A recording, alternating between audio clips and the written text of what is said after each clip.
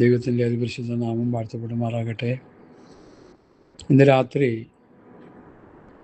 ഒരു പ്രത്യേക വിഷയം എടുത്ത് വളരെ ചുരുക്കമായിട്ട് ദൈവവചനത്തിലൂടെ പ്രബോധിപ്പിക്കാനാണ് കർത്താവിൽ ഞാൻ ശരണപ്പെടുന്നത്. നമുക്കറിയാം, വെളിപ്പാട് പുസ്തകം എന്നുള്ളത് വളരെ മാർമികമായ വിഷയങ്ങൾ അടങ്ങിയിരിക്കുന്നൊരു പുസ്തകം. പെട്ടെന്നൊന്നും അത് വായിക്കാനും പഠിക്കാനും പ്രസംഗിക്കാനും ഒന്നും പറ്റുമെന്ന് എനിക്ക് തോന്നുന്നില്ല. അതിൽ നിന്ന് പ്രസംഗിക്കുന്നവർ വളരെ വിരളമാണ്. ഞാനൊക്കെ പണ്ട് ഇതിൻ്റെ ABCD മനസ്സിലാക്കാതെ വർഷങ്ങളോളം കടന്നുപോയി എന്നുള്ളത് ഇപ്പോഴും ഓർക്കാറുണ്ട്. എന്നാൽ ദൈവം വചനം ഫലമേൽപ്പിച്ച് ദൈവവൃത്യന്മാരിൽ നിന്ന് വെളിപ്പാട് പുസ്തകം ഒരല്പം മറനീക്കി പഠിച്ചു കഴിഞ്ഞപ്പോൾ കാര്യത്തിൻ്റെ ഗൗരവം വളരെ വലുതാണെന്ന് മനസ്സിലായി. വെളിപ്പാട് പുസ്തകത്തെക്കുറിച്ചൊരു ഏകദേശ രൂപം നമുക്ക് മനസ്സിലാക്കിയിരിക്കണമെന്നുള്ളത് വളരെ നിർബന്ധമായ കാര്യമാണ്. കാരണം നമ്മുടെ രക്ഷയെ ബാധിക്കുന്ന വിഷയം അതുകൊണ്ടാണ്. നിങ്ങൾ വാക്കിനാലോ ലേഖനത്താലോ തന്ന പ്രമാണങ്ങളെ മുറുകെ പിടിച്ചു കൊള്ളുവീൻ എന്ന് പറഞ്ഞു വരുന്ന ഉപദേശമനുസരിച്ച് അവസാന പുസ്തകം വാക്കിനാൽ ലേഖനത്താൽ എന്നുള്ളത് അവസാനമായി എഴുതിയിരിക്കുന്ന വെളിപ്പാട് പുസ്തകമാണല്ലോ. വാക്കിനാലുള്ള പ്രവൃത്തിയും അവസാനമുള്ള ആ ലേഖനത്താലുള്ളത് വെളിപ്പാട് പുസ്തകമാണ്. അതിൽ 1, 2, 3 വെളിപ്പാട് പുസ്തകത്തിൽ 1, 2, 3 നമ്മൾ നിർബന്ധമായി പഠിച്ചിരിക്കണം. 4-ാം അധ്യായത്തിൽ സഭസ്വർഗത്തിലാണ് കാണപ്പെടുന്നത്. പിന്നെ ആ വിഷയത്തെക്കുറിച്ച് വളരെ ഗഹനമായിട്ട് പ്രതിപാദിക്കുന്നുണ്ട്. എന്നാൽ ഈ 1, 2, 3 നമ്മൾ നിർബന്ധം അറിഞ്ഞിരിക്കണം. 7 സഭകൾ, 7 ചർച്ചസ്,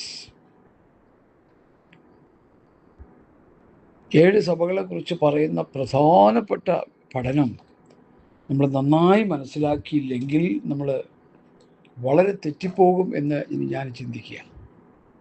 കാരണം 7 സഭകളെന്നുള്ളത് ആക്ച്വലി 7 സഭയല്ല, അത് 7 കാലഘട്ടങ്ങളെയാണ് കാണിക്കുന്നത്. 7 കാലഘട്ടങ്ങളിലുള്ള ഉണ്ടായിരുന്ന സഭകളുടെ ഒരാത്മീയ നിലവാരമെന്ന നിലയിൽ നാം അത് പഠിച്ചെടുക്കേണ്ടത് ആവശ്യം. വേദപണ്ഡിതന്മാർ അങ്ങനെയാണ് അതിനെക്കുറിച്ച് പഠിപ്പിക്കുന്നത്. എല്ലാവരും പഠിപ്പിക്കാറില്ല, എല്ലാവരും അങ്ങനെ പറയാറില്ല. എന്നാൽ ദൈവവചനം ഫലമേൽപ്പിച്ച വിശ്വസ്തന്മാരായ ദൈവവൃത്യന്മാർ അങ്ങനെ തന്നെ പഠിപ്പിക്കുന്നുണ്ട്. സ്തോത്രം. ഇതിൽ നിന്ന് ഓരോ ഭാഗങ്ങൾ അടർത്തിയെടുത്ത് പഠിപ്പിക്കുന്നവരുമുണ്ട്. അതൊക്കെ നല്ലതാണെങ്കിലും ഈ 7 സഭകൾ തുടർമാനമായിട്ട് പഠിക്കുന്നത് വളരെ നല്ലതാണ്. നമുക്കിപ്പോൾ അതിനുള്ള സമയമില്ല. നമ്മളിപ്പോൾ 7-ാമത്തെ സഭയായ ലവോദിക്യ എന്നുള്ള വിഷയം പഠിക്കണം. അപ്പോൾ അതെന്തുകൊണ്ടാണ് അത് നമ്മളൊന്ന് ധ്യാനിക്കാൻ പോകുന്നത്, ചെറുതായിട്ടൊന്ന് ധ്യാനിക്കാൻ പോകുന്നത്? അത് നമ്മെ ബാധിക്കുന്ന വിഷയമാണ്. ലവോദിക്യ പീരീഡാണിത്. എങ്ങനെയാണ് ലവോദിക്യ പീരീഡ്? കർത്താവിൻ്റെ വരവിന് മുൻപുള്ള സഭകളുടെ ആത്മീക നിലവാരത്തിൻ്റെ ഒരു ചിത്രമാണ് ലവോദിക്യ. അത് പ്രധാനമായിട്ട് എടുത്ത് പറയാനാണെങ്കിൽ ആത്മീയ കുരുടൻ, ആത്മീയ നഗ്നൻ, ആത്മീയ ദരിദ്രൻ, ഈ അവസ്ഥയിലാണ് ഇന്ന് പോയിക്കൊണ്ടിരിക്കുന്നത്. ഞാനത് പലരും പറഞ്ഞു കേട്ടിട്ടുണ്ട്. ആത്മീയമായി തകർന്നടിഞ്ഞു കിടക്കുന്ന ഒരവസ്ഥയാണ് ദൈവസഭയ്ക്ക്. ദൈവസഭകൾ തകർന്ന് തരിപ്പണമായി കിടക്കുക. ദൈവസഭ ഭൂമിയിൽ ഉണ്ടോയെന്ന് പോലും സംശയിക്കേണ്ട കാലഘട്ടമായിരിക്കും. സഭ ക്രിസ്തുവിൻ്റെ ശരീരം, സഭ ക്രിസ്തുവിൻ്റെ മണവാട്ടി അല്ലെങ്കിൽ കന്യക, സഭ ദിവ്യാത്മാവ് വസിക്കുന്ന കെട്ടിടം, മന്ദിരം, ഈ 3 പഠനങ്ങളാണ് പുതിയ നിയമത്തിലും കാണുന്നത്. മറ്റൊത്തിരി പഠനങ്ങളുണ്ട്. മുദ്രയിട്ട തോട്ടമെന്നും അടച്ചിട്ട കിണറെന്നും സഭ ആട്ടിൻകൂട്ടമെന്നും അതൊക്കെ ഉണ്ട്. ഒക്കെ പഠിക്കണം, കാര്യം ശരി. എന്നിട്ട് പൗലോസിൻ്റെ ടീച്ചിങ് നമ്മൾ പഠിക്കുന്നത് വളരെ നല്ലതാണ്. ഞാൻ അതിലേക്കും പോകുന്നില്ല. യോഹന്നാൻ പറയുന്ന വിഷയത്തെക്കുറിച്ച് ചില കാര്യങ്ങൾ പറഞ്ഞ് പ്രാർത്ഥിക്കാമെന്ന് കർത്താവിൽ ശരണപ്പെടുന്നു. എഫെസോ സഭ AD 70 മുതൽ 170 വരെയുള്ള കാലഘട്ടത്തിലെ ഉണ്ടായിരുന്ന കൂട്ടായ്മകളുടെ ഒരു ആത്മീയ നിലവാരമാണ് ഈ എഫെസോ സഭ എന്ന് പറയുന്നത്. AD 70 മുതൽ 170 വരെ. അത് കഴിഞ്ഞ് നമുക്ക് കാണാൻ കഴിയുന്നത് സ്മുർന്ന എന്ന സഭയാണ്. AD 170 മുതൽ AD 312 വരെയുള്ള കാലഘട്ടങ്ങളിലെ സഭകളുടെ ആത്മീക നിലവാരമാണ് സ്മുർന്ന എന്ന സഭയുടെ നിലവാരമെന്ന് നമുക്ക് പഠിക്കാൻ കഴിയുന്നു. ഞാൻ അവിടെ നിൽക്കുന്നില്ല, മുമ്പോട്ട് പോവുക. മൂന്നാമത്തെ സഭ പെർഗമോസിലെ സഭ 312 മുതൽ AD 312 മുതൽ സുമാർ 606 വരെയുള്ള കാലഘട്ടങ്ങൾ. ഹല്ലേലൂയ. അതിനെയാണ് എന്ത് പറയുന്നത്? പെർഗമോസിലെ സഭ എന്ന് പറയുന്നത് മൂന്നാമത്തെ സഭ. ഇനി നാലാമത്തെ സഭ തുദൈര സഭ. AD 606 മുതൽ AD 1520 വരെയുള്ള കാലഘട്ടങ്ങളിലെ കൂട്ടായ്മകളുടെ നിലവാരമാണ് തുദൈരയിലെ സഭ എന്ന് ഇവിടെ രേഖപ്പെടുത്തിയിരിക്കുന്നത്. അഞ്ചാമത്തെ സഭ, സ്തോത്രം, ഹല്ലേലൂയ, സർദീസിലെ സഭയുടെ ദൂതൻ എഴുതുക. സർദീസ് AD 1520 മുതൽ 1750 വരെയുള്ള സഭകളുടെ ആത്മീയ നിലവാരമാണ് സർദീസ് വെളിപ്പെടുത്തുന്നത്. നവീകരണം എന്നാണ് അതിൻ്റെ വേദപണ്ഡിതന്മാർ കൊടുത്തിരിക്കുന്ന പേര്. സർദീസ് ഓരോന്നിനും ഒരു പേരുണ്ട് കേട്ടോ, ഞാനത് പറഞ്ഞില്ല. എഫസോസ് അയവ് എന്നാണ് അതിൻ്റെ അർത്ഥം. രണ്ടാമത്തെ സഭയ്ക്ക് സ്മുർന്ന കയ്പ് എന്നാണ് പറയുന്നത്. അതിനൊക്കെ അർത്ഥങ്ങളുണ്ട്. സംബന്ധിച്ച് നമുക്ക് ഓരോ സഭകളെക്കുറിച്ച് ഒരു ചെറിയ രീതിയിലൊന്ന് പഠിക്കണമെന്ന് എനിക്ക് ഹൃദയത്തിൽ താല്പര്യമുണ്ട്. പെർഗമോസ് സഭ ഉയർച്ച എന്ന വിഷയമാണ് കാണിക്കുന്നത്. 4 തുദൈര ബലികർമ്മസക്ത തുദൈര. അഞ്ചാമത്തത് നമ്മൾ പറഞ്ഞു സർദീസിലെ സഭ നവീകരണം.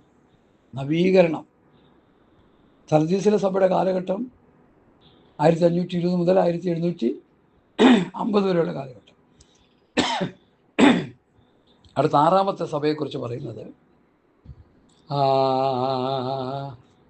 AD 1750 മുതൽ 1906 വരെയുള്ള കാലഘട്ടങ്ങളാണ്. ഫിലദൽഫിയ സഭ. ഇന്ന് ചില ചർച്ചുകളുണ്ട് അങ്ങനത്തെ പേരിൽ അമേരിക്കയിലും വിദേശ നാടുകളിലൊക്കെ ഉണ്ട്. ചർച്ച് ഓഫ് ഫിലദൽഫിയ സഭ എന്നറിയപ്പെടുന്നുണ്ട്. ഫിലദൽഫിയ സഭ 1750 മുതൽ 1906 വരെയുള്ള കാലഘട്ടങ്ങൾ ഫിലദൽഫിയ എന്ന സഭയെ കാണിക്കുന്നു. ആ കാലഘട്ടത്തെയാണ് കാണിക്കുന്നത്. ഏഴാമത്തെ സഭ ലവോദിക്ക 1906 മുതൽ കർത്താവിൻ്റെ മേഘപ്രത്യക്ഷത വരെ ഉള്ള കാലഘട്ടങ്ങളിലുള്ള സഭകളുടെ ആത്മീയ നിലവാരമാണ് ലവോദിക്ക എന്ന സഭയുടെ ആ നിലവാരം കാണിക്കുന്നത്.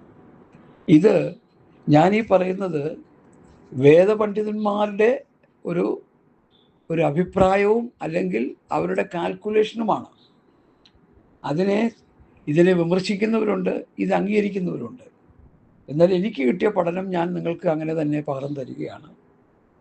കറതീർന്ന IPC പാസ്റ്റർമാർ, പ്രായമുള്ള പാസ്റ്റർമാരോടൊക്കെ ചോദിച്ചാൽ അവർ ഈ കണക്ക് തന്നെ പറയും. IPC ചർച്ചപ്പോട് ശാലോല ചർച്ചകളിലൊക്കെ മിക്കവാറും ഈ പഠിപ്പിക്കലുണ്ടെന്നാണ് ഞാൻ പൂർണ്ണമായി വിശ്വസിക്കുന്നത്. IPCയിലുണ്ടെന്ന് ഞാൻ മനസ്സിലാക്കിയിട്ടുണ്ട്. എന്നാൽ ഇന്ന് ഈ ന്യൂ ജനറേഷൻ ചർച്ചക്കാർക്ക് ഇതൊന്നും ഒരു വിഷയമല്ലെന്ന് പറയാനുള്ള കാരണം അവർ ഈ ലവോദിക്ക കിടക്കുക. അതാണ് അതിൻ്റെ പ്രത്യേകത. ആത്മീയ കുരുടന്മാരായി, ആത്മീയ നഗ്നന്മാരായി, ആത്മീയ ദരിദ്രന്മാരായി കിടക്കുക.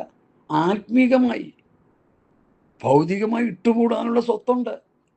ഞാൻ പറഞ്ഞല്ലോ, ബാങ്കുകളിൽ 1-2 മെഷീൻ വെച്ച് നോട്ടെണ്ണുമ്പോൾ ചില ചർച്ചസുകളിൽ 6-7 മെഷീൻ വരെയുള്ള ചർച്ചകളുണ്ട്. ഏതാണ് ചർച്ചെന്നും കൂട്ടൊന്നും ഞാൻ പറയുന്നില്ല. അങ്ങനെ പരസ്യമായിട്ട് പറഞ്ഞ് അവഹേളിക്കാൻ ഞാൻ താല്പര്യപ്പെടുന്നില്ല. അവരൊക്കെ മാനസാന്തരപ്പെട്ട് മടങ്ങി വരട്ടെ, അതിനുവേണ്ടി പ്രാർത്ഥിച്ചുകൊണ്ടിരിക്കുക. സഭ എന്നുള്ളത് ഭൗതികം വാരി കോരി കൂട്ടാനുള്ളതല്ല, ആളെ കൂട്ടാനുള്ളതല്ല. ഗോ ദെൻ മേക്ക് ഡിസൈപ്പിൾ, പോയി ശിഷ്യന്മാരെ വാർത്തുണ്ടാക്കുക. ഞാൻ നിങ്ങളോട് കൽപ്പിച്ചതൊക്കെയും പ്രമാണിപ്പാൻ തക്കണം ഉപദേശിച്ചുകൊണ്ട് സകല ജാതികളെയും ശിഷ്യരാക്കുക എന്നുള്ളതാണ് സഭയുടെ ഗോള്, സഭയുടെ ലക്ഷ്യം. അത് പൗലോസ് ലേഖനത്തിൽ പറയുമ്പോൾ ഏത് മനുഷ്യനെ ക്രിസ്തുവിൽ തികഞ്ഞവനാക്കി നിർത്തുക എന്നുള്ളതാണ് ദൈവസഭയുടെ ലക്ഷ്യം. ഏത് മനുഷ്യനെ ക്രിസ്തുവിൽ തികഞ്ഞവനായി നിർത്തേണ്ടത്, ഏത് മനുഷ്യനെ പ്രബോധിപ്പിക്കുകയും ഏത് മനുഷ്യനെ സകല ജ്ഞാനത്തോടു കൂടി ഉപദേശിക്കുകയും ചെയ്യുന്നു. അതിനായി എന്നിൽ ബലത്തോടെ വ്യാപരിക്കുന്നവൻ്റെ വ്യാപാര ശക്തിക്ക് ഒത്തവണ്ണം പോരാടിക്കൊണ്ട് അധ്വാനിക്കുന്നു. കൊലോസ്യർ 1 അവസാനത്തെ 2 വാക്യം. ക്രിസ്തുവിൽ തികഞ്ഞവരാക്കി നിർത്തുക, മണവാട്ടിയെ ഒരുക്കി നിർത്തുക. കന്യകയായ മണവാട്ടിയുടെ കന്യകത്വം നഷ്ടപ്പെടാതെ, വഷളാകാതെ, മണവാട്ടിയെ ഒരുക്കി മണവാളം വരുമ്പോൾ കന്യകത്വം നഷ്ടപ്പെടാതെ, വഷളാകാതെ, നിർമ്മല കന്യക, ചേസ്റ്റ് വെർജിൻ, മനസ്സ വാച കർമ്മണ, ഒരു അന്യപുരുഷനെ ആഗ്രഹിക്കാത്ത, ചിന്തിക്കാത്ത ഒരു നിർമ്മല കന്യകയായിരിക്കണം ദൈവസഭ. ഇന്നങ്ങനെയാണോ? ചോദ്യം എൻ്റെ മാന്യ ശ്രോതാക്കൾക്ക് വിടുക. സഭ മലിനപ്പെട്ട് കിടക്കുക, സഭ അശുദ്ധിയിൽ കിടക്കുക, സഭ പ്രമാണം വിട്ട് കിടക്കുക, സഭ ഉപദേശം വിട്ട് കിടക്കുക. ആത്മീയരെ കാണാനേ ഇല്ല. 200, 300, 400 പേരുള്ള ഒരു ചർച്ചയിൽ ചെന്നാൽ 2 or 3 പേര് ആത്മീയർ കാണും, ബാക്കിയെല്ലാം ജഡികന്മാരാ. ഞാൻ വെറുതെ പറയുകയല്ല. ഇന്നലെ നമ്മളൊരു വിഷയം ചിന്തിച്ചെന്ന് എൻ്റെ ഓർമ്മ. 1 കൊരിന്ത്യർ ലേഖനം 13 അധ്യായം സ്നേഹത്തെക്കുറിച്ച് പ്രതിപാദിക്കുന്ന അധ്യായത്തിൽ അതിൻ്റെ 11 വാക്യം, ശിശുവായിരുന്നപ്പോൾ ശിശുവിനെ പോലെ സംസാരിച്ചു, ശിശുവിനെ പോലെ നിരൂപിച്ചു, ശിശുവിനെ പോലെ ചിന്തിച്ചു. ചിന്തയും നിരൂപണവും സംസാരവും ഒക്കെ എന്തായിരുന്നു? ശിശുവിനെ പോലെ. പുരുഷനായ ശേഷമോ ശിശുവിനുള്ള തെളിച്ചു കളഞ്ഞു. ഈ സ്നേഹത്തെക്കുറിച്ച് പഠിപ്പിക്കുന്ന അധ്യായത്തിൽ ഈ വാക്യം എന്തിനാ കൊണ്ടുവന്ന്? 1 കൊരിന്ത്യർ ലേഖനം 3 അധ്യായം പഠിക്കുമ്പോൾ, ഇപ്പോഴും നിങ്ങൾ ജഡികന്മാരല്ലോ, ശിശുക്കളല്ലോ. ക്രിസ്തുവിൽ ശിശുക്കളെന്നുള്ള എത്രയും നിങ്ങൾ സംസാരിപ്പാൻ കഴിഞ്ഞുള്ളൂ. ശിശു ആരാ? ജഡീകൻ. ശിശു ആരാ? ഇഷ്ടപ്രകാരം ജീവിക്കുന്നവൻ, പരിജ്ഞാനമില്ലാത്തത്. എനിക്കൊരു ശിശുവുണ്ട്, 5.5 വയസ്സ്. ഇപ്പം പറയണല്ല, നാളെ പറയണല്ല, മറ്റന്നാൾ പറയണത്. മിനിറ്റുകൾക്കുള്ളിൽ വാക്ക് മാറ്റി പറയും, പല കാര്യങ്ങൾ ചെയ്യും. അപ്പം അവൻ ശിശുവല്ലേ? അവൻ ശിശുവാ. അവൻ പറയുന്ന ഓരോ കാര്യങ്ങളും നമ്മളത് എടുത്ത് നോക്കിയാൽ അതിലൊന്നും യാതൊരു കഴമ്പുമില്ല. ഒരു പറഞ്ഞുകൊണ്ടിരിക്കുമില്ല, മാറ്റി മാറ്റി പറഞ്ഞുകൊണ്ടിരിക്കും. എന്നാൽ പക്വത ഒന്നൊരു വ്യക്തിക്ക് അത് പറയാൻ പറ്റുമോ? പറ്റില്ല. അവൻ്റെ പക്വതയിൽ നിന്ന് വേണം അത് പറയാൻ. അപ്പം ശിശു ആരാ? ജഡീകൻ. അപ്പം ഇന്നത്തെ വിശ്വാസികളുടെ നല്ലൊരു ശതമാനം ആരാ? ഞാൻ എല്ലാവരും കുറിച്ചല്ല പറയുന്നത്. ഒരു ശേഷിപ്പുണ്ട്, ഒരു ശേഷിപ്പ്. അവരാണ് കർത്താവിൻ്റെ വരവിന് വേണ്ടി കാത്തിരിക്കുന്നവർ, വിശുദ്ധിയോടെ നിർമ്മലോടെ ജീവിക്കുന്നവർ, ലോകത്തെ വിട്ട് ഓടുന്നവർ അവരാ. മറ്റാത് ലോകത്ത് കിടന്ന് തലകുത്തി മറിയുക, ലോകക്കാർ ചെയ്യുന്ന പോലെ, ലോകക്കാർ ഉടുക്കുന്ന പോലെ, ലോകക്കാർ അണിഞ്ഞൊരുങ്ങുന്ന പോലെ, ലോകക്കാർ ചെയ്യുന്ന പോലെയൊക്കെ കാണുകയും കേൾക്കുകയും പ്രവർത്തിക്കുകയും ചെയ്യുന്ന പോലെ എല്ലാം ആത്മീയരെന്ന് പറയുന്നവർ ചെയ്തുകൊണ്ടിരിക്കുക. കാരണം എന്താ? ജഡീകന്മാരാ, ശിശുക്കളാ. എന്ത് ചെയ്യണം, എന്ത് ചെയ്യേണ്ടെന്ന് അറിയത്തില്ല. എന്ത് പ്രസംഗിക്കണം അറിയത്തില്ല. ഞാൻ സാധാരണ പറയാറുണ്ട്, എന്ത് പറയണമെന്നറിയാത്തവൻ എന്തും പറയും, എന്ത് ചെയ്യണമെന്നറിയാത്തവൻ എന്തും ചെയ്യും. കഴിഞ്ഞ ദിവസം തിരുവനന്തപുരത്തുള്ളൊരു പാസ്റ്റർ, ഞാൻ ഈ പ്രസംഗിച്ച വചനത്തെക്കുറിച്ച് പുള്ളി പറയുക, സാമ്പാസ്റ്റ് വായിത്തോന്നൊക്കെ വിളിച്ച് പറയുന്ന ആളാണ്. അപ്പോൾ എന്നെക്കുറിച്ച് പറഞ്ഞപ്പോൾ ആ വേറൊരു വ്യക്തി, അദ്ദേഹം നമ്മുടെ മെസ്സേജ് കേൾക്കുകയും വളരെ ബഹുമാന പുരസ്സരം നമ്മുടെ ക്ലാസ്സുകൾ അറ്റൻഡ് ചെയ്യുന്ന ഒരു പ്രായമുള്ള അച്ഛൻ, ആളും പേരൊന്നും ഞാൻ പറയുന്നില്ല. അദ്ദേഹം പറഞ്ഞു, എൻ്റെ പൊന്നെ, അദ്ദേഹം നല്ല പ്യുവർ വചനമാണ് പ്രസംഗിച്ചുകൊണ്ടിരിക്കുന്നത്, നിങ്ങളെന്താ ഇങ്ങനെയൊക്കെ പറയുന്നത്? കാരണം പുള്ളിക്കത് അങ്ങനെയാണ് തോന്നുന്നത്. പുള്ളി ശിശുവാ, പുള്ളി ജഡീകനാ. പുള്ളി ആരാന്ന് ചോദിച്ചാൽ പേരൊന്നും പ്രസ്ഥാനമൊന്നും ഞാൻ പറയുന്നില്ല. പുള്ളി ഒരു SI ആയിരുന്നു, റിട്ടയർഡായി കഴിഞ്ഞപ്പോൾ ആരോ പറഞ്ഞോ എന്തോ മനസ്സിൽ തോന്നിയൊന്നും അറിയത്തില്ല, സുവിശേഷ വേല ചെയ്തതായിരുന്നു. പിന്നെ എല്ലാ ഫീൽഡിലേക്ക് ഇറങ്ങി. പുള്ളിക്ക് പുള്ളിയുടേതായ ചില പഠിപ്പിക്കൽ, വചനവുമായിട്ട് യാതൊരു ബന്ധവുമില്ലെന്ന് വെച്ചാൽ വചനത്തിലെ കാര്യങ്ങളൊക്കെ പറയുന്നുണ്ട്, പക്ഷെ അടിസ്ഥാനപരമായി ദൈവവചന വസ്തുപ്രകാരം അല്ല പോക്കെന്നുള്ളത് ഞാൻ മനസ്സിലാക്കി. അതിനകത്ത് കുറ്റപ്പെടുത്തുകയല്ല. അദ്ദേഹവും നന്നായി വരട്ടെ, മടങ്ങി വരട്ടെ. ഞാനും എൻ്റെ തെറ്റുകുറ്റങ്ങളെ കണ്ട് ശുദ്ധീകരണം പ്രാപിച്ച് ഞാനും മടങ്ങി വരണം, യഥാസ്ഥാനപ്പെടണം. എല്ലാവർക്കും മാനസാന്തരം വേണം. ഈ വെളിപ്പാട് പുസ്തകം അവസാനത്തെ ദൂതായ ലവോദിക്കയിൽ പറയുന്നത്, നീ മാനസാന്തരപ്പെടാനാ പറയുന്നത്. ഹല്ലേലൂയ. എനിക്ക് പ്രിയമുള്ളവരൊക്കെ ഞാൻ ശാസിക്കുകയും ശിക്ഷിക്കുകയും ചെയ്യുന്നു. ആകയാൽ നീ ജാഗ്രതയുള്ളവനായിരിക്കുക, മാനസാന്തരപ്പെടുക. ഞാൻ വാതിൽക്കൽ നിന്ന് മുട്ടുന്നു. ആരെങ്കിലും എൻ്റെ ശബ്ദം കേട്ട് വാതിൽ തുറന്നാൽ ഞാൻ അവൻ്റെ അടുക്കൽ വന്ന് അവൻ എന്നോടും കൂടി അത്താഴം കഴിക്കും. ജയിക്കുന്നവർ ഞാൻ എന്നോട് കൂടി എൻ്റെ സിംഹാസനത്തിരിപ്പാൻ വരം നൽകും. ഞാനും ജയിച്ച് എൻ്റെ പിതാവിനോടുകൂടെ അവൻ്റെ സിംഹാസനത്തിൽ ഇരുന്നത് പോലെ തന്നെ. ആത്മാവ് സഭയോട് പറയുന്നത് എന്തെന്നാൽ ചെവിയുള്ളവൻ കേൾക്കട്ടെ. ലവോദിക്കെന്നുള്ള ആ ദൂതിൻ്റെ അവസാനത്തെ 3 വാക്യങ്ങളാണ് ഞാൻ വായിച്ചത്. അപ്പോൾ സഭ സഭയ്ക്ക് വെളിയിലാണ് കർത്താവ്. ഞാൻ വാതിൽക്കൽ നിന്ന് മുട്ടുന്നു. ലവോദിക്കക്കാരുടെ കൂട്ടായ്മയിൽ നിന്ന് മുട്ടുകയാണ്. ഇപ്പൊ സഭയിൽ എന്തില്ല? ക്രിസ്തുവില്ല. തലയില്ലാത്ത ശരീരങ്ങൾ ഒഴുകി വരുന്ന സഹോദര എന്ന് ഞങ്ങളെ ദൈവദിനം പഠിപ്പിച്ച ദേവദാസൻ പറയുക. ആദ്യം കേട്ടപ്പോൾ ഞങ്ങൾ ഞെട്ടിപ്പോയി. തലയില്ലാത്ത ശരീരം, എന്താ ഇത്? ഈ പുള്ളിക്ക് എന്നാ പറ്റി? 100 വയസ്സായപ്പോൾ തലയ്ക്ക് വല്ല ഓളം മാറിപ്പോയോ, വെളിവില്ലാതായി പോയോ? പിന്നീടാണ് പറഞ്ഞത്, സഹോദര, ക്രിസ്തുവില്ലാത്ത സഭകൾ, ക്രിസ്തുവിനെ പ്രസംഗിക്കാത്ത സഭകൾ ഇപ്പം പ്രസംഗിക്കാൻ തുടങ്ങിയിട്ടുണ്ട്. ഞങ്ങളോ ക്രൂശിക്കപ്പെട്ട ക്രിസ്തുവിനെ പ്രസംഗിക്കുന്നു എന്ന് പറഞ്ഞ് പ്രസംഗിച്ച് തുടങ്ങിയിട്ടുണ്ട് സഭകൾ. കുറേശ്ശെ നവീകരണത്തിൽ വന്നുകൊണ്ടിരിക്കുക. അത് കർത്താവിൻ്റെ വരവായി. സഭ ഉപദേശത്തിൻ്റെ തികവിൽ വന്നു കഴിയുമ്പോൾ സഭയ്ക്ക് സ്വർഗ്ഗത്ത് പോകാൻ പറ്റത്തുള്ളൂ. അതിലൊരു ഉണർവ് കർത്താവ് തുടങ്ങിയിട്ടുണ്ട്. അതുകൊണ്ട് നമ്മളത് ആ ഉണർവ് ശക്തിയാർജിച്ച് വരാൻ വേണ്ടി പ്രാർത്ഥിക്കുക. എല്ലാ സഭകളിലുമുള്ള സത്യാന്വേഷികൾ കർത്താവിൻ്റെ രാജ്യത്തിൻ്റെ അവകാശികളായി തീരണം. വിശ്വാസത്തിന് വേണ്ടി വീടും കൂടും ജോലിയും അതും ഇതൊക്കെ വലിച്ചെറിഞ്ഞ് മുമ്പോട്ട് വന്നവർ ആത്മീയമായി തകർന്ന് തരിപ്പണമായി കിടക്കുക. കർത്താവ് സമ്മതിക്കത്തില്ല. അവർ മടങ്ങി വരണം, വിധാസാനപ്പെടണം. ഒരു നല്ല മനസ്സാക്ഷി ഉണ്ടെങ്കിൽ കർത്താവ് അത് ചെയ്യുമെന്ന് ഞാൻ പൂർണ്ണമായി വിശ്വസിക്കുന്നു. ഞാൻ വിഷയത്തിലേക്ക് മടങ്ങി വരട്ടെ. അപ്പോൾ ലവോദിക്ക സഭയുടെ ദൂതൻ എഴുതുക, വിശ്വസ്തനും സത്യവാനുമായ, വെളിപ്പാട് 3:16 മുതൽ 22 വരെയുള്ള വാക്യമാണ് ലവോദിക്ക സഭയുടെ ദൂത്.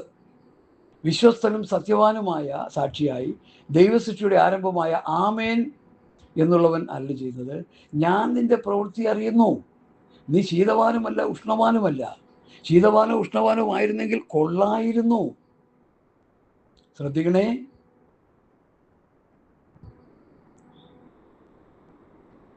നീ ശീതോഷ്ണവാനാകയാൽ, ശീതവാനും ഉഷ്ണവാനും ആയിരുന്നെങ്കിൽ കൊള്ളായിരുന്നു. ഒന്നുകിൽ ശീതവാൻ അല്ലെങ്കിൽ ഉഷ്ണവാൻ. ശീതോഷ്ണവാൻ രണ്ടും കെട്ട പരുവം. ഇവിടെ എഫ്രൈമിനെ കുറിച്ച് ഒരു മറിച്ചിടാത്ത ദോശ, പൊട്ടപ്രാവ്. സ്തോത്രം. മറിച്ചിടാത്ത ദോശ എന്ന് പറഞ്ഞാൽ ഒരു ഭാഗം വെന്ത് ഒരു ഭാഗം വെന്തില്ല, പച്ചയായിട്ടിരിക്കുക, ഗുണമില്ല. അതുപോലെ ലവോദിക്ക ഗുണനിലവാരമില്ലാത്ത സഭകളായി കിടക്കുക. സ്തോത്രം. ശീതവാനുമല്ല ഉഷ്ണവാനുമല്ല, ശീതോഷ്ണവാൻ. ലൂക്ക് വോം വാട്ടർ എന്നാണ് ഇംഗ്ലീഷിൽ അതിനെക്കുറിച്ച് പറഞ്ഞിരിക്കുന്നത്. വെള്ളം തിളപ്പിക്കാൻ വെച്ചു, തീ അണഞ്ഞു പോയി, വെള്ളം വാടിപ്പോയി, ആ പരുവത്തിൽ കിടക്കുക. അത് കോരി കുടിച്ചാൽ വയറിളകും. Lukewarm water, Laodicea. സ്തോത്രം. വാട്ടവെള്ള പരുവം എന്നാണ് ഇതിന് വേദപണ്ഡിതന്മാർ കൊടുത്തിരിക്കുന്ന നാമകരണം. അത് ഞാനങ്ങ് പറയുക. ഇതൊരു വിവാദ വിഷയമാണ്. പലരും ഇതിനെ എതിർക്കുന്നുണ്ട്. എതിർക്കുന്നവർ എതിർക്കട്ടെ.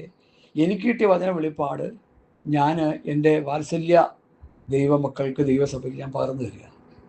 എനിക്കതല്ലേ പറ്റുള്ളൂ. എൻ്റെ ഹൃദയത്തിൽ ഞാൻ പ്രാപിച്ചതല്ലേ ഹൃദയം നിറഞ്ഞു കവിയുന്നതല്ലോ വായ് പ്രസ്താവിക്കുന്നു എന്ന് എഴുതിയിരിക്കുന്ന പോലെ. അതുകൊണ്ട് നീ ശീതവാനുമല്ല ഉഷ്ണവാനുമല്ല, ശീതോഷ്ണവാൻ, രണ്ട് കെട്ട പരുവം. അങ്ങനെ ആയാലും എന്ത് പറ്റും? ഞാൻ എൻ്റെ വായിൽ നിന്നെ ഉമിണ്ണുകളയെന്ന് പറഞ്ഞാൽ എന്താ? നമ്മൾ പല്ല് തേച്ചിട്ട് തുപ്പിക്കളയുന്ന ഉമിണ്ണുകളയുക. ആരെങ്കിലും അത് ശ്രദ്ധിക്കാറുണ്ടോ? അവിടെ ഇവിടെയൊക്കെ തുപ്പ്, കാണയിലെ കണ്ട തുപ്പി വെക്കും, വാഷ് ബേസിനുള്ളിൽ തുപ്പിച്ചിട്ട് വെള്ളം ഒഴിച്ച് കളയും. അപ്പോൾ അങ്ങ് പരുവത്തിൽ കിടക്കുക എന്ന് പറഞ്ഞാൽ, ദൈവമേ, ഞാനിത് ആദ്യം കേട്ടപ്പോൾ ഞാൻ ഞെട്ടിപ്പോയി. ഇന്നത്തെ ആത്മീയ നിലവാരം നിങ്ങളെടുത്തൊന്ന് പഠിച്ചു നോക്കുക ദൈവമക്കളെ, സഭകളെ, ശുശ്രൂഷകന്മാരെ, വിശ്വാസികളെയൊക്കെ എടുത്ത് പഠിക്കേ. പണം ഉണ്ടാക്കാൻ വേണ്ടി വേദപുസ്തകം എടുത്തുകൊണ്ട് ഇറങ്ങി തിരിച്ചിരിക്കുന്നവർ. ഇന്നലെ ഒരു സഹോദരി ഈ കേരളക്കരയിലുള്ള കൾട്ടുപദേശികളെ കുറിച്ച് പറയുന്നത് കേട്ടിട്ട് ഞാൻ ഞെട്ടിപ്പോയി. ഞാൻ അതിൻ്റെ പകുതി പോലും പറയുന്നില്ല. സ്തോത്രം. കാരണം അവർക്ക് വേദനയുണ്ടായവർ പറയുക, കള്ളപ്രവചനങ്ങൾ നടത്തി, വ്യാജമായ പ്രസ്താവനകൾ നടത്തി, വചനത്തെ കൂട്ടുചേർത്ത് മറിച്ച് കളഞ്ഞ്, കോട്ടിക്കളഞ്ഞ്, കൂട്ടുചേർത്ത്, പിന്നെന്താ? വചനത്തെ മറിച്ച് കളയുക, കോട്ടിക്കളയുക, കൂട്ടുചേർക്കുക, 3 കാര്യങ്ങളാണ്. ഇങ്ങനെ ചെയ്ത് പ്രസംഗിച്ചുകൊണ്ടിരിക്കുക. അത് മറ്റൊരു സുവിശേഷമാണ്, മറ്റൊരു ആത്മാവാണ്, മറ്റൊരു ക്രിസ്തുവാണ്. എൻ്റെ പ്രബുദ്ധരായ കേൾവിക്കാരെ തിരിച്ചറിയണം. ഇല്ലെങ്കിൽ അപകടം മണത്തോണ്ട് ഞാൻ പറയുക, ഇല്ലെങ്കിൽ നിങ്ങളുടെ രക്ഷയെ ബാധിക്കും. നിത്യനാശത്തിലേക്ക് നമ്മൾ പോകും. ഇന്നത്തെ ആത്മീയ നിലവാരം ഇവിടെ ദൈവത്തിൻ്റെ പരിശുദ്ധാത്മാവ് പറയുന്നത് ശീതവാനുമല്ല ഉഷ്ണവാനുമല്ല. ശീതവാനാണെങ്കിൽ നമുക്ക് പറഞ്ഞൊന്ന് ചൂടാക്കി എടുക്കാമായിരുന്നു. ഉഷ്ണവാനാണെങ്കിൽ പറഞ്ഞൊന്ന് തണുപ്പിച്ചെടുക്കാം. ഇത് രണ്ട് ഘട്ട പരുവത്തിൽ കിടക്കുക, ഒന്നും ചെയ്യാൻ പറ്റത്തില്ല. കർത്താവിൻ്റെ വരവിന് മുൻപ് ഈ ഭൂമിയിലുള്ള സഭകളെന്ന് പറയുന്നവർ ഈ നിലവാരത്തിലായി. ദൈവമക്കളെ, ഇത് വളരെ വേദനാജനകമാണ്, ഇത് വളരെ സങ്കടമാണ്, ഇത് വളരെ ദുഃഖം തരുന്നതാണ്. ഞാൻ ഒരു സഭകളെയും എടുത്തിവിടെ പറയുന്നില്ല. പൊതുവെ ഇന്ന് കാണുന്ന ആത്മീക നിലവാരം തകർന്ന് തരിപ്പണമായി കിടക്കുക. അതാ ഇവിടെ പറയുന്നത്, പരിശുദ്ധാത്മാവ് രേഖപ്പെടുത്തിയിരിക്കുന്നത്. ശീതമാനുമല്ല ഉഷ്ണമാനുമല്ല ശീതോഷ്ണവായി ഞാനിരിക്കാൻ നിന്നെ എൻ്റെ വായിൽ നിന്ന് എന്ത് ചെയ്യും? ഉമിണ്ണുകളയും. ഹല്ലേലൂയ. എൻ്റെ വായിൽ നിന്ന് ഉമിണ്ണുകളയും. അപ്പോൾ പല്ല് തേച്ചിട്ട് തുപ്പിക്കളയത്തക്ക പരുവത്തിൽ ഇന്നത്തെ വിശ്വാസി ആയിരിക്കുക. മദ്രാസിലൊരു കോൺഫറൻസ് നടക്കുന്നു, പാസ്റ്റേഴ്സ് കോൺഫറൻസ്. ഞാൻ പരിഹസിക്കുകയല്ല, ഉള്ളതുപോലെ പറയുക. ഇതൊക്കെ പൊളിച്ചു കളയേണ്ട കാലമാണ്, അതുകൊണ്ടാണ് പൊളിച്ചു പറയുന്നത്. അപ്പോൾ ഈ കേരളത്തിൽ നിന്നൊരു സഹോദരൻ അവിടെ ചെന്നു. ആ സഹോദരന് 300 വിശ്വാസികളാണ് ഉള്ളത്. അപ്പോൾ അവിടെ ഇരിക്കുന്ന പാസ്റ്റർമാരൊക്കെ ഇങ്ങനെ ചോദിച്ചു, പാസ്റ്റർ ഉങ്ക ചർച്ചിൽ എത്ര പേർ ഇருக்கு? എനിക്ക് 800 ഇருக்கு. വേറൊരാൾ ചോദിച്ചു, എനിക്ക് 1500 ഇருக்கு പാസ്റ്റർ. വേറൊരാൾ പറഞ്ഞു, എനിക്ക് 3000 ഇருக்கு. അപ്പം 4000 ഇருக்கு, 5000 ഇருக்கு, 8000 ഇருக்கு എന്ന് വരെയും ഒരു പാസ്റ്റർ പറയാനിടയായി. 8000 വിശ്വാസികളുണ്ടെന്ന് കൂട്ടായ്മയിൽ. 8000 വിശ്വാസികളുള്ള 2 പേരെ വിളിച്ച് വെളിയിലോട്ട് കൊണ്ടുവന്ന് നിർത്തി. നീതീകരണം, വിശുദ്ധീകരണം, തേജസ്കരണം. എന്താ അതിൻ്റെ അർത്ഥം പറയാൻ പറഞ്ഞാൽ ഒരു വക പറയത്തില്ല. വീണ്ടും ജനനം, അതിൻ്റെ ബോണഗെയിൻ, അതിൻ്റെ ഉപദേശം എന്താ സഹോദരാന്ന് വെച്ചാൽ പറയത്തില്ല. കാരണം വചനം പഠിക്കുന്നവരല്ല, പാട്ടുപാടി തുള്ളിച്ചാടിക്കുന്നവരാ. പോൾ കവലക്ഷൻ പറയുന്ന പോലെ പാട്ടുപാടി പോക്കറ്റിലുള്ള പാട്ട് പാടുമ്പോൾ തുള്ളുമ്പോൾ പോക്കറ്റിലുള്ള കാശ് ഉപദേശിച്ച സ്വോത്ര പാത്രത്തിൽ വന്ന് വീഴും. അതാ സംഭവിക്കുന്നത്, മറ്റൊന്നും സംഭവിക്കുന്നില്ല. ആത്മീയമായ ഒരു മുടിനാല് പോലും വളരുന്നില്ല. അവർ ആത്മീകരല്ല, പ്രാർത്ഥനാ ജീവിതമുള്ളവരല്ല, വചനദാനമുള്ളവരല്ല, രക്ഷിക്കപ്പെട്ടവരല്ല. രക്ഷിക്കപ്പെട്ടു എന്ന് പറയുന്നവരാ, യഥാർത്ഥ സ്നാനപ്പെട്ടവരല്ല, സ്നാനപ്പെട്ടു എന്ന് പറയുന്നവരാ. സ്നാനത്തിൻ്റെ അർത്ഥം എന്താ? ഒരു പാപിയായ മനുഷ്യൻ പിതാവിൻ്റെയും പുത്രൻ്റെയും നാമത്തിൽ ഒരു ശുശ്രൂഷകൾ സ്നാനപ്പെടുത്തുമ്പോൾ അവൻ്റെ പഴയ മനുഷ്യൻ മരിക്കുന്നു, അത് അടക്കപ്പെടുന്നു, അത് കുഴിച്ചിടപ്പെടുന്നു. പൊങ്ങി വരുമ്പോൾ ഒരു പുതിയ മനുഷ്യൻ. അതാ സ്നാനത്തിൻ്റെ ഉദ്ദേശം. യേശുവിനോട് ചേരുവാൻ, യേശുവിനെ ധരിക്കുവാൻ. അതൊക്കെ ഇന്ന് എവിടെയുള്ള? കാരണം ഉപദേശമൊന്നും പഠിപ്പിച്ചല്ല സഭകളെ കൂട്ടിക്കൊണ്ടു പോകുന്നത്. സഭ കൂടിവരവുകളൊക്കെ കഷ്ടത മാറ്റി, കണ്ണീര് തുടച്ച്, കടം മാറ്റി, ദുഃഖം മാറ്റി, വിസ മേടിച്ചു കൊടുത്ത്, ജോലി മേടിച്ചു കൊടുത്ത്. ഞാനിതെപ്പോഴും പറയുന്ന കാര്യങ്ങളാണ്. ലോകത്തിൻ്റെ ഭൗതിക അനുഗ്രഹങ്ങൾ തലയറിഞ്ഞ് പ്രാർത്ഥിച്ച് വാങ്ങിക്കൊടുത്ത് അതിൻ്റെ സന്തോഷത്തിൽ തിമിർക്കുന്ന വിശ്വാസികളും ശുശ്രൂഷ വൃന്ദങ്ങളുമായി ലവോദിക്യ അതപ്പതിച്ചിരിക്കുന്നു. ശീതവാനുമല്ല ഉഷ്ണവാനുമല്ല ശീതോഷ്ണവാൻ. വായിൽ നിന്ന് ഉമിണ്ണ് കളയത്തക്ക നിലയിൽ, തുപ്പിക്കളയത്തക്ക നിലയിൽ ഇന്നത്തെ വിശ്വാസ സമൂഹം ആയിത്തീർന്നിരിക്കുന്നുവെന്ന് സാമ്പാസ്റ്റല്ല പറയുന്നത്. ദൈവത്തിൻ്റെ പരിശുദ്ധാത്മാവ് വെളിപ്പാട് പുസ്തകം 3-ാം അധ്യായത്തിൽ രേഖപ്പെടുത്തിയിരിക്കുന്നു. ഹല്ലേലൂയ. ഞാൻ ധനവാൻ, ഞാൻ സമ്പന്നനായിരിക്കുന്നു, എനിക്കൊന്നിനും മുട്ടില്ല എന്ന് പറഞ്ഞുകൊണ്ട് നീ സ്വത്രം നിർഭാഗ്യവാനും അരിഷ്ടനും ദരിദ്രനും കുരുടനും നഗ്നനും എന്നറിയാതിരിക്കുക. ഇതിന് 3 കാര്യങ്ങളാണ് സഭ ആയിരിക്കുന്നത്. എന്തൊക്കെയാ? ദരിദ്രൻ, കുരുടൻ, നഗ്നൻ. തന്നിമിത്തം നിർഭാഗ്യവാനും അരിഷ്ടനുമായി സഭ തീർന്നു. ശ്രദ്ധിച്ചോണേ, ഞാൻ നല്ല വ്യക്തമായിട്ട് പറയുക. സഭയുടെ നിലവാരം ആത്മീക ദാരിദ്ര്യം, ആത്മീക കുരുട്, ആത്മീക നഗ്നത. തന്നിമിത്തം അരിഷ്ടനും നിർഭാഗ്യവനുമായി തീർന്നിരിക്കുന്ന ഒരു കൂട്ടമാണ് ഇന്നുള്ള ലവോദിക്യ എന്ന് പരിശുദ്ധാത്മാവ് വേദപുസ്തകത്തിൽ എഴുതി വെച്ചിരിക്കുക. ഞാനതെടുത്ത് പറയുന്നതെന്ന് മാത്രമേ ഉള്ളൂ. അത് പറയാനുള്ള റൈറ്റേ എനിക്കുള്ളൂ. നിങ്ങളെടുത്ത് നോക്കിക്കോ, ഏത് കൂട്ടായ്മ എടുത്ത് നോക്കിക്കോ. എൻ്റെ റിലേഷനിൽപ്പെട്ട എൻ്റെ ഒരു അനിയൻ, എൻ്റെ ഒരു മോൻ തന്നെ, മോനെന്നല്ല പറയാം, എന്നോടൊരു സംഭവ ഒരൊറ്റ ബന്ധക്കോസാര സ്വർഗത്തിൽ പോകത്തില്ല. അവൻ്റെ അമ്മ അത് തന്നെ പറയുക. കാരണം എന്താ? അവർ പഠിച്ച് മനസ്സിലാക്കി. ശീതവാനല്ല ഉഷ്ണവാനുമല്ല, ശീതോഷ്ണവാൻ. ആത്മീയ ദരിദ്രൻ, ആത്മീയ കുരുടൻ, ആത്മീയ നഗ്നൻ. തന്നിമിത്തം ആത്മീയമായി തകർന്ന് തരിപ്പണമായി കിടക്കുക. വിശ്വാസമില്ല, പ്രത്യാശയില്ല, സന്തോഷമില്ല, സമാധാനമില്ല, ആത്മീയ അനുഗ്രഹങ്ങളില്ല. യാതൊരു ആത്മീകമായ ഗുണഗണങ്ങളും ഇല്ലാതെ, ശീതവാനോ ഉഷ്ണവാനോ അല്ലാതെ ശീതോഷ്ണവാനായി കിടക്കുന്ന ആത്മീക കുരുടന്മാരായി, ആത്മീക ദരിദ്രന്മാരായി, ആത്മീക നഗ്നന്മാരായി സഭ തീർന്നിരിക്കുന്നു. ഞാനല്ല പറയുന്നത്, യോഹന്നാൻ അപ്പോസ്തലന് കർത്താവായ യേശുക്രിസ്തു കൊടുത്ത വെളിപ്പാടാണ് ഇതിലെഴുതി വച്ചിരിക്കുന്നത്. സത്യവേദ പുസ്തകത്തിലെ യാഥാർത്ഥ്യമാണ് ഞാൻ പ്രസംഗിച്ചു കൊണ്ടിരിക്കുന്നത്. ഈ പുസ്തകത്തിനൊരു പേര് സത്യവേദ പുസ്തകം, മറ്റൊരു ഗ്രന്ഥത്തിനുമില്ല. ഇത് സത്യമാണ്, ദൈവത്തിൻ്റെ വാക്കുകളായത്, ദൈവത്തിൻ്റെ വചനമായത്. ഞാൻ ആ വിഷയത്തിലേക്ക് വരട്ടെ. അപ്പോൾ സഭ എവിടെ കിടക്കുന്നു? ആത്മീക ദാരിദ്ര്യത്തിൽ, ആത്മീക കുരുടന്മാരായി, ആത്മീക നഗ്നന്മാരായി കിടക്കുന്നു. അത് ഇവിടെ പ്രധാനമായിട്ട് പഠിക്കേണ്ട വിഷയം ആ 18-ാം വാക്യത്തിൽ ഞാൻ ധനവാൻ, ഞാൻ സമ്പന്നനായിരിക്കുന്നു, ആത്മീയമായി ഞാനെല്ലാം ഓക്കെ, എനിക്ക് മാസപ്രാർത്ഥനയുണ്ട്, ഒരു കൂട്ടായ്മയുണ്ട്, എനിക്ക് വീട്ടിൽ കോട്ടേജ് മീറ്റിംഗ് ഉണ്ട്, എനിക്ക് എല്ലാവിധ പരിപാടികളുണ്ട്, ഞങ്ങളൊക്കെ എപ്പോഴും ആത്മീയമായി നല്ല ത്രില്ലായിട്ട് നടക്കും, ഒരു കുഴപ്പമില്ല. ഞങ്ങൾക്ക് പാട്ടുണ്ട്, പ്രാർത്ഥനയുണ്ട്, ഉപവാസമുണ്ട്, കൺവെൻഷൻ പ്രാസംഗിനുണ്ട്, ഞങ്ങളുടെ ചർച്ചകൾ ഇഷ്ടംപോലെ പാസ്റ്റർമാരുണ്ട്, പേരെടുത്ത പാസ്റ്റർമാരുണ്ട് ഞങ്ങളുടെ പ്രസ്ഥാനത്തിൽ, ഇൻ്റർനാഷണൽ പാസ്റ്റർമാരുണ്ട് ഞങ്ങളുടെ പ്രസ്ഥാനത്തിൽ, മരം ചാഞ്ഞു വരുന്ന പോലെ പ്രസംഗിക്കുന്നവരുണ്ട് ഞങ്ങളുടെ പ്രസ്ഥാനത്തിൽ. സഹോദരി സമാജമൊക്കെ തീ കത്തുന്ന സഹോദരി സമാജമാണ്. എഴുന്നേറ്റൊന്ന് പ്രസംഗിച്ച തീ കത്തും, എല്ലാം ശരിയാ. അന്യാഗ്നിയാണ് കത്തുന്നത്. സ്തോത്രം.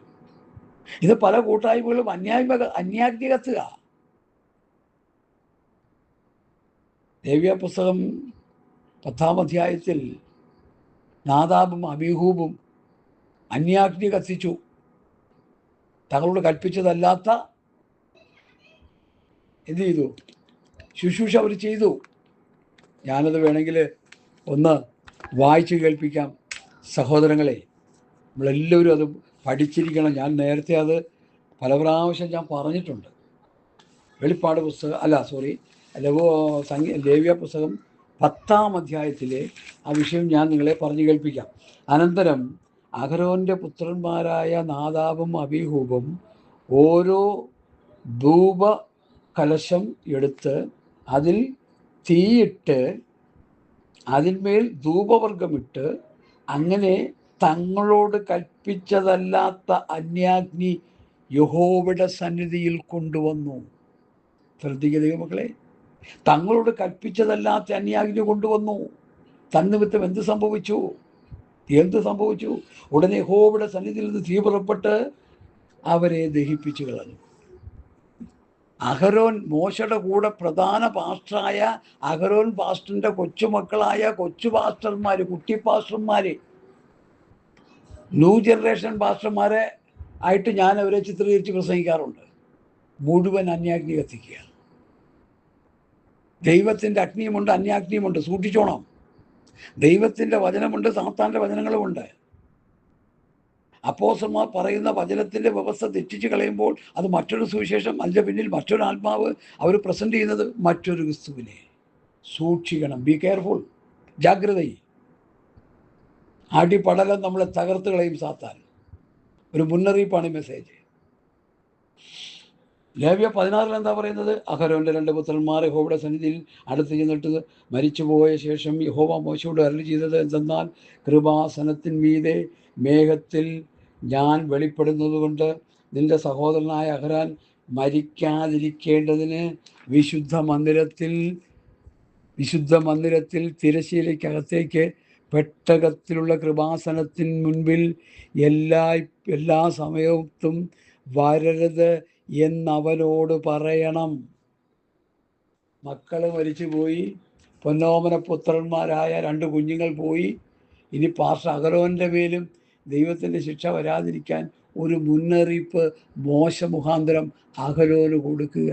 ശുശ്രൂഷാ വൃന്ദങ്ങളെ, ഭയപ്പെടണം നമ്മൾ, ഭയപ്പെടണം നമ്മൾ, ഭയന്ന് വിറയ്ക്കണം നമ്മൾ. ഞാൻ നിങ്ങളോട് കൽപ്പിച്ചതൊക്കെയും പ്രമാണിപ്പാൻ തക്കൊണ്ട് ഉപദേശിച്ചുകൊണ്ട് സകല ജാതികളെയും ശിഷ്യരാക്കിക്കൊള്ളുമെന്ന് നമ്മുടെ വാഴ്ത്തപ്പെട്ട കർത്താവ് പ്രസംഗിച്ച് വെച്ചിരിക്കുന്നു, അല്ലെങ്കിൽ പറഞ്ഞു വെച്ചിരിക്കുന്നു. വചനത്തിൽ മത്തായി 18-ന്റെ 28-ന്റെ 16 മുതൽ 20 വരെയുള്ള വാക്യം, 20-ാം വാക്യത്തിൽ നമ്മൾ ഈ പറഞ്ഞ വാക്യം, ഞാൻ നിങ്ങളോട് കൽപ്പിച്ചതൊക്കെയും പ്രമാണിപ്പാൻ തക്കൊണ്ട് ഉപദേശിച്ചുകൊണ്ട് സകല ജാതികളെയും ശിഷ്യരാക്കുക. Go then make disciple. പോയി വചനം പ്രസംഗിച്ച് ശിഷ്യരാക്കുക. കാശുണ്ടാക്കാനല്ല, നോട്ടെണ്ണെന്ന വിഷയം മേടിച്ച് വയ്ക്കാനല്ല, വലിയ വലിയ മണിമന്ദിരങ്ങൾ പണിത് അതിലിരുന്ന് സൂഹിക്കാനല്ല, കോടിക്കണക്കിന് ആസ്തിയുണ്ടെന്ന് പറഞ്ഞ് വീമ്പിളക്കാനല്ല, ഞങ്ങൾക്ക് 16 സ്നാനത്തൊട്ടി ഉണ്ടെന്ന് പറയാനല്ല, കൺവെൻഷൻ പന്തൽ പെർമനൻ്റ് ഉണ്ടെന്ന് പറഞ്ഞ് വീമ്പിളക്കാനല്ല, കൺവെൻഷൻ നടത്തിയിട്ട് അതിൻ്റെ പന്തലിൻ്റെ കാശ് കൊടുക്കാതെ യൂട്യൂബിൽ അവർ വിളിച്ചു പറഞ്ഞ സത്യം ലോകം കേട്ടല്ലോ. സഹോദരങ്ങളെ, എന്താ ഇവിടെ നടക്കുന്നത്? കാരണം കുരുടന്മാരും ദരിദ്രന്മാരും നഗ്നന്മാരും ആത്മീയമായി ഇവിടെ നിന്നൊരു മടങ്ങി വരവില്ലെങ്കിൽ സഭയ്ക്ക് കർത്താവിൻ്റെ വരവിൽ പോക്ക് നടക്കില്ല.